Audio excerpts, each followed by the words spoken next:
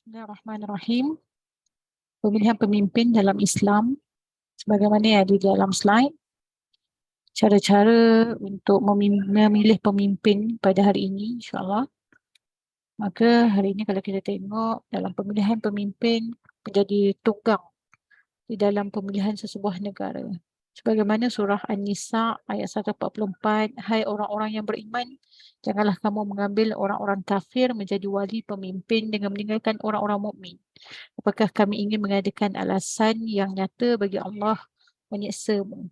Maka daripada intipati ayat ini Allah menegaskan bahawa syarat-syarat kepimpinan di dalam memilih pemimpin itu yang pertamanya adalah bukanlah terdiri daripada orang-orang kafir.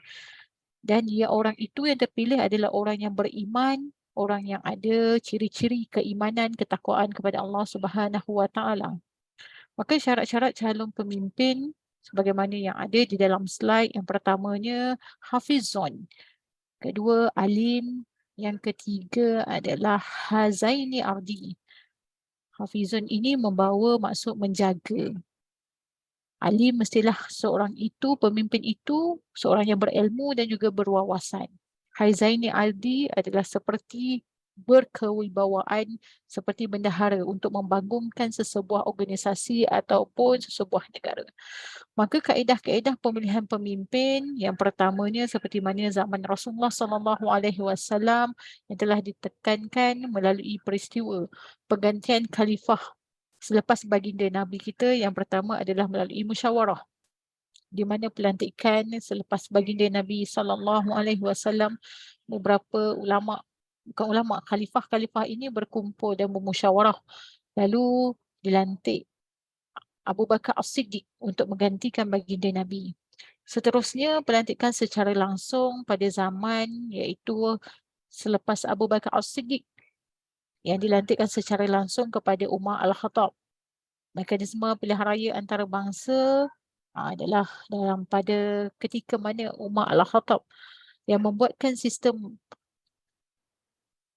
dengan memanggil beberapa orang-orang yang terbesar yang terdiri daripada para sahabat yang pada amnya mereka semua telah bersama dengan pemerintahan baginda Nabi kita SAW.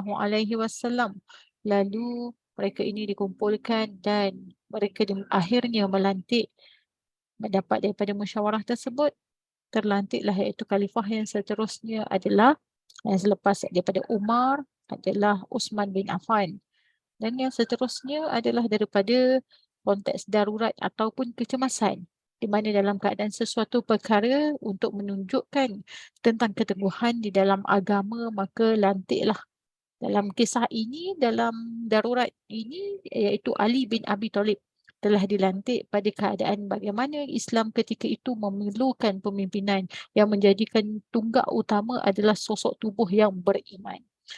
Maka ciri-ciri seorang pemimpin pertamanya taat kepada Allah, memimpin menggunakan kitab dan juga sunnah, takut kepada Allah, melaksanakan solat, beriman dan beramal soleh, memerintah kepada ketaatan dan kebaikan, tidak mengkhianati, tidak menipu, benar, jujur, berilmu, tidak zalim, tidak melampaui batas, tidak membawa kepada kesesatan, mengutamakan agama, iaitu khususnya kepada keimanan. Tidak menjadikan kepimpinan mereka itu sebagai nikmat keduniaan semata-mata, hatta tidak mementingkan diri sendiri ataupun kaum kerabat. Membawa kepimpinan tersebut kepada berjasa kepada manusia, memudahkan segala hal, iaitu dengan tidak mengharapkan dan sentiasa meminta-minta dan tidak juga mengikut hawa nafsu. Maka di situlah lahirnya antara kesan-kesan kepimpinan daripada pemimpin yang terbaik ini adalah pertamanya agama menjadikan sebagai satu tunggak, khususnya agama Islam tunggak daripada sebuah pemerintahan kepimpinan tersebut. Maka ekonomi agama juga ataupun ekonomi umat ketika itu di bawah pemerintahan yang bagus akan terus membangun. Tidak ada lagi fasa-fasa di mana pemimpin yang zalim untuk menindas rakyatnya, tidak ada lagi penindasan bagi golongan-golongan yang lemah ataupun golongan yang miskin.